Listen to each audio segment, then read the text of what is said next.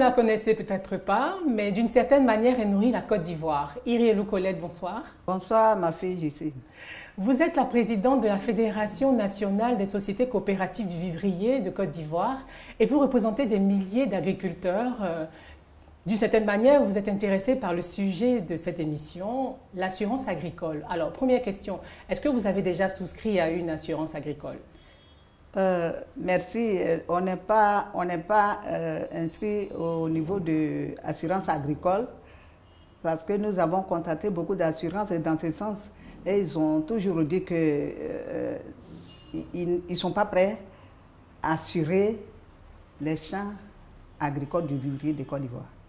D'accord. C'est ce qui fait qu'on ne s'est pas encore inscrit. Vous avez quand même le réflexe de penser à cette assurance, même oui, si beaucoup. Il n'y a pas eu de retour. Beaucoup, parce qu'on souffre. Est-ce que tous nos parents qui labourent la terre au niveau de l'intérieur du pays, est-ce qu'eux aussi ils sont informés? Vous pensez qu'ils sont informés de cette assurance, du besoin qu'il y a d'assurer sa récolte? Moi, mes sorties, mes rassemblements avec les femmes du vivrier à l'intérieur du pays, je les ai informées que vraiment il faut qu'on soit assuré, qu'on assure les champs. On peut investir et tout perdre. Quels sont les risques qui pèsent sur le secteur du vivrier? Mais les risques sont grands. Des fois, vous voyez quand les camions de bananes sont en train de venir, que ça se renverse, la femme, elle perd complètement parce que ce n'est pas assuré. Et des fois, le propriétaire des camions, il ne calcule pas tout ça, mais tu as pris son camion pour aller prendre ta banane. Même si c'est renversé, il faut forcément payer son transport. Donc, des fois, c'est l'argent prêté ailleurs qu'on paye le transport. Et puis la femme, des fois, elle peut faire même 1 an sans voyager encore parce qu'elle n'a plus l'argent pour commencer. On parle beaucoup de risques climatiques aussi.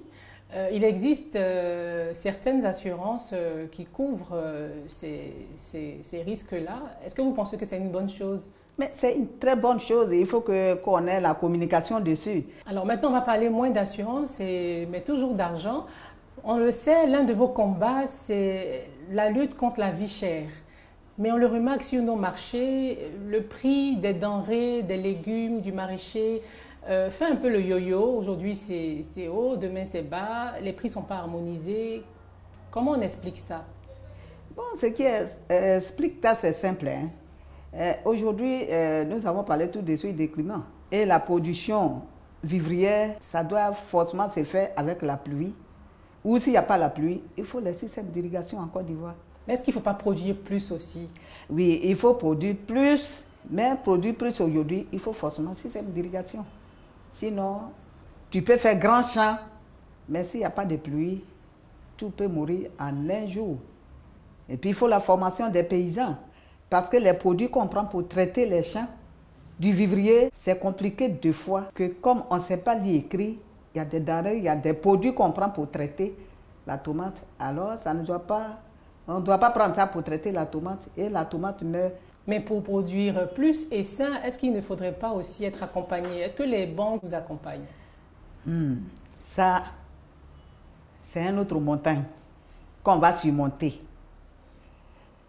Je pense que, tu sais, les banques en Côte d'Ivoire, il y a beaucoup de banques qui sont les banques commerciales qui ne s'intéressent pas du tout à accompagner ou organiser, faire un champ de vivriers, avoir un financement pour faire champ. Pourtant, on dit que le pays repose sur l'agriculture. Et ça se repose sur l'agriculture. C'est les produits de rang qui sont reposés sur l'agriculture. Sinon, le secteur vivrier, c'est des choses à 3 mois, à 4 mois, tu as fini de vendre ou tu peux rembourser. Mais c'est difficile que les banques acceptent de mettre vraiment des moyens à la disposition des coopératives. Maintenant, qu'est-ce qu'on peut vous souhaiter alors pour 2019? Et pour 2019, là, secteur du vivrier, là, ce que nous souhaitons, ce qu'on peut nous souhaiter, nous voudrons que l'État de Côte d'Ivoire s'apprête à accompagner réellement le secteur vivrier. Et au passage d'ici, il y a des banques que je leur ai dit merci, parce qu'aujourd'hui, il y a des banques qui ont accepté de nous accompagner réellement dans nos programmes, ici en Côte d'Ivoire. Irielou Colette, merci d'avoir répondu aux questions d'RTI Moni. Merci beaucoup, ma fille Justine. Cette émission est à présent terminée. Merci de l'avoir suivie. Bonsoir et à la semaine prochaine.